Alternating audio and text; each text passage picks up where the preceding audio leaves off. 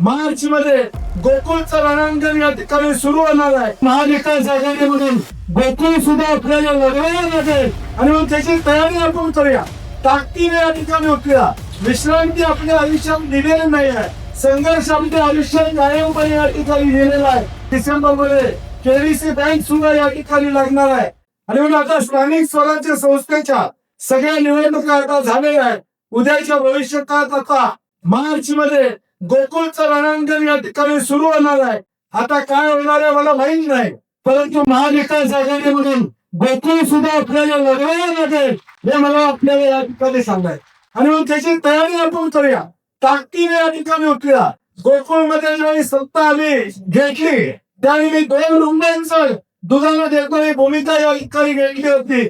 तब्बल 12 रुंबांचं हे शेतकऱ्याला देण्याचं का देण्याचं तुम्ही आम्ही सगळ्यांनी या ठिकाणी केलं.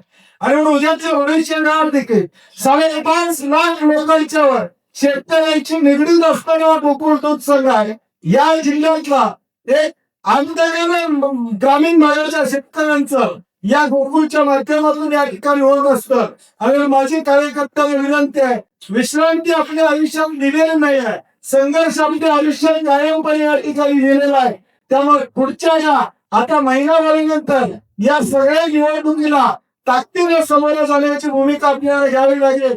कारण की गोकुळ आपल्यासाठी महत्वाचे आहे. त्यानंतर मला वाटतं डिसेंबर मध्ये केबीसी बँक सुद्धा या ठिकाणी लागणार आहे. शेवटी आम्ही या जिल्ह्यामध्ये जे राजकारण करतोय ते संस्थेचं हित जोपासण्याचं राजकारण करतो. मागच्या वेळेस आम्ही आघाडी म्हणून या ठिकाणी एकत्रित आलो.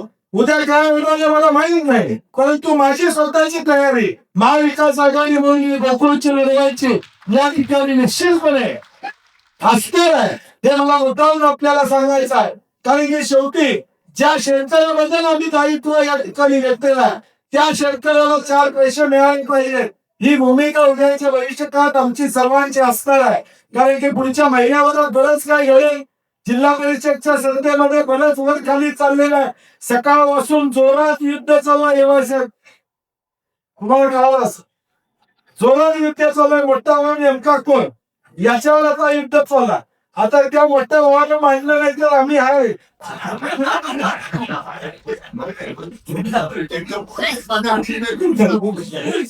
त्यामुळे ठीक आहे, शेवटी राजकारणात पलीकडच्या बाजूला लक्ष जास्त ठेवावं लागतं.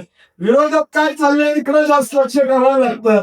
त्यामुळे आमचंही लक्ष बारकाईनं या जिल्हा परिषदच्या नेमका जडणघडणीमध्ये पुढच्या या महिन्यामध्ये काय होणार आहे याच्यावर आमचं लक्ष असणार आहे. परंतु पुन्हा एकदा तुम्हा सगळ्यांचं अभिनंदन आहे, कौतुक आहे की आपण सगळ्यांनी या ठिकाणी ताकदीने या ठिकाणी निवडणूक त्या ठिकाणी लढवणे.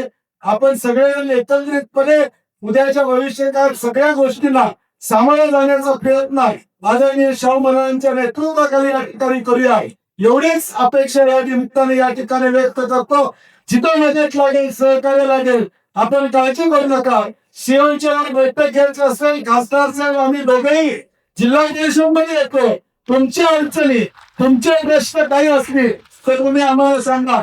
तुम्हाला नुकतंही तुझ्या भावाची सत्ता त्यांची आहे म्हणून तुझ्या भावाची या ठिकाणी वागणूक मिळणार नाही. तुला इकडं गांधीचे असणे ते आता निवड झाल्यावर तुम्हाला लक्षात येईल. पुढच्या 18 दिवसामध्ये काय वाढी होणार आहे कसं होणार आहे हे आपल्याला या ठिकाणी लक्षात येईल. आणि त्यातून आपण आपली बालकी मजबूत करूया.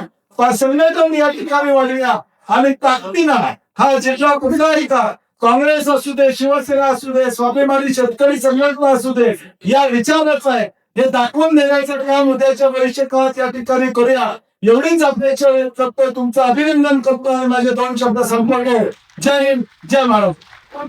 अशाच नवनवीन अपडेट्ससाठी डिजिटल कोल्हापूर चॅनेलला सबस्क्राईब करायला विसरू नका.